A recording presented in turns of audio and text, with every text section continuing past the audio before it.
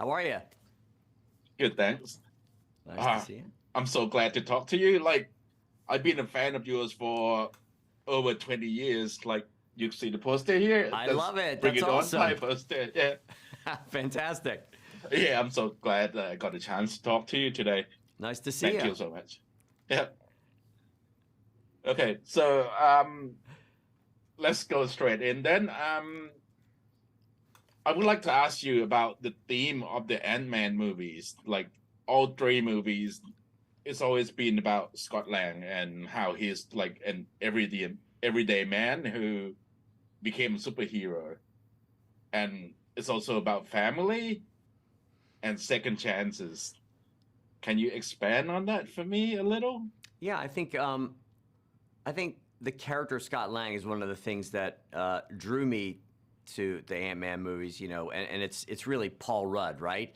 How Paul has his quality as an actor that, there's an accessibility, right? People feel like they know him and that they can relate to him. And I think that's an important, probably the most important quality for Scott Lang in the Ant-Man movies. I always like the idea that he was the everyman of the MCU and that he reacts to situations the way you or I might if we were suddenly forced to suit up and be in the center of a Marvel movie. He's always a little on the back foot and doesn't quite know, And we always like to put him in situations where he's in over his head. But it's really the character's resilience that I like. We introduced Scott in the first movie in a close-up, and he gets punched in the face, as he's getting out of prison. And he continues to get punched in this movie, although this time it's a much larger antagonist. It's Kang the Conqueror. But yeah, I like that relatability, and it's something that even as we've in this third movie in Quantumania, as we kick off Phase 5, we're blowing it out, and we've created a really epic movie, keeping Scott Lang at the center of it and keeping those family dynamics and his relationship with Cassie as the most important things to Scott. Mm-hmm. Yeah, I agree because we actually, as an audience, we see Cassie grew up basically right before our eyes, from I think 6 years old in the first movie. Exactly, and that's then right. Now she's 18. Yeah. But she lost a lot of time with Scott because he spent time in prison, and then he also got stuck in Quantum Realm for 5 years. Yeah. So yeah. And that's the theme in the movies, it's like the lost time, right? Scott's always feels like he's lost time. He's lost time with Cassie, and it's a strange connective tissue that Scott has with Kang the Conqueror because, as we know, Kang is all about time. And you'll find out in the course of this movie, there's a reason Kang is in the quantum realm, and he's also, in his own mind, he's lost some time, and he wants to make up for lost time, obviously for very different reasons than Scott.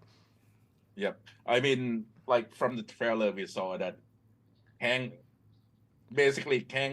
I think, because I haven't seen the whole movie yet, can control time. So he's offering that second chance to Scott to spend more time with Cassie. Yeah, that's interesting because I think all of Ant-Man movies has been about second chance, like Scott redeeming himself. Yep. Second one was about Ghost, who started off as a villain and then by the end she turned to be a good guy. And with this one, you kind of flipped it a bit, and then Kang also won a second chance. Yeah. But with him being Kang, we know that second chance is probably not a good thing for the universe in general anyway. Well, Kang is a master manipulator, right? He needs Scott Lang for a very specific reason in this movie. And Kang is a man of few words, and when he speaks, you'd better listen. And he offers Scott Lang a deal.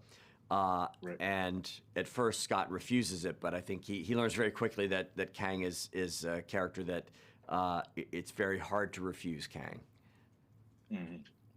Yeah, especially when he's played by Jonathan Majors. I mean, that guy is so intimidating. I mean, who could really say no?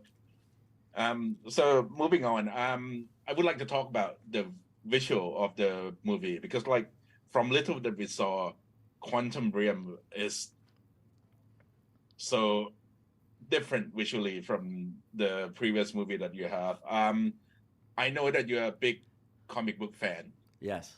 did you get any influences from like Jack Kirby?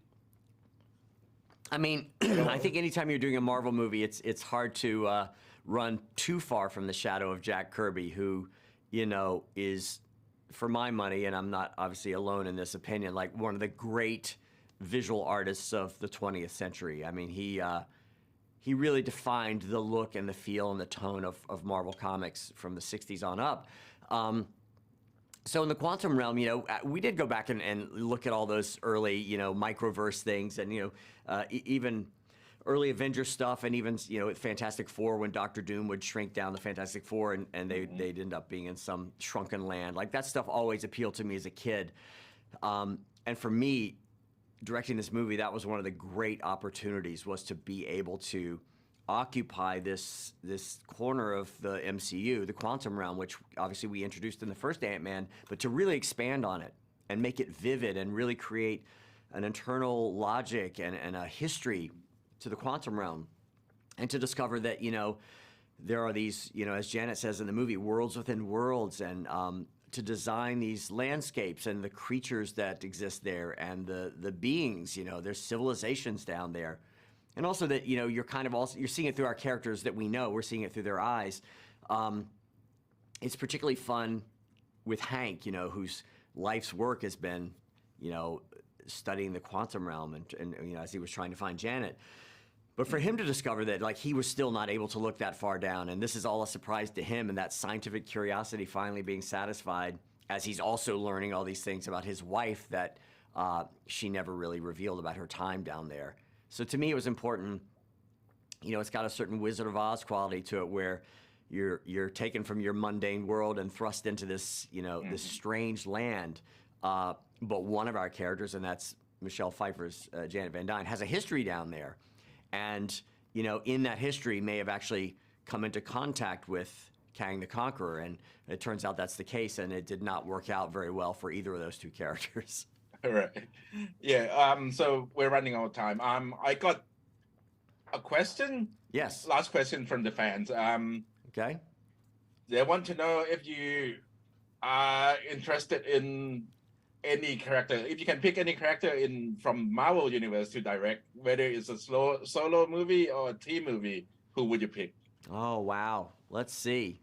I always liked a man called Nova. I was way into Nova when I remember being a kid when that comic debuted. Listen, I grew up reading all those comics. I mean, you know, Defenders, the World War II era, the Invaders, all that stuff. I really love all those characters. So I'm someone who will go see all the Marvel stuff. But, you know, I like sort of, you know, some of the more obscure characters as well. Like that to me is interesting because they're sort of ripe for reinvention in the Marvel world. And it was one of the things that I loved about Ant-Man. I mean, we know that he was a founding member, the Hank Pym Ant-Man of the Avengers. Yep. But I think for the general public, you know, before the first movie, like, what, Ant-Man? He shrinks and talks to ants? Well, that's not cool. And I like the challenge of sort of like, well, here, we're going to show you why it's cool. And we expand on, you know, in this movie, we continue the shrinking and growing, but we also really kind of expand on the sort of the ant aspect of that power, too. So that's something to look for. Yeah, and I think you did make Ant-Man cool. Thank you very much, Peyton. And then... Thank you. I'm really looking forward to this movie, and I'll tell everybody in Thailand to go and see it. Excellent, I love it. They can. Yeah.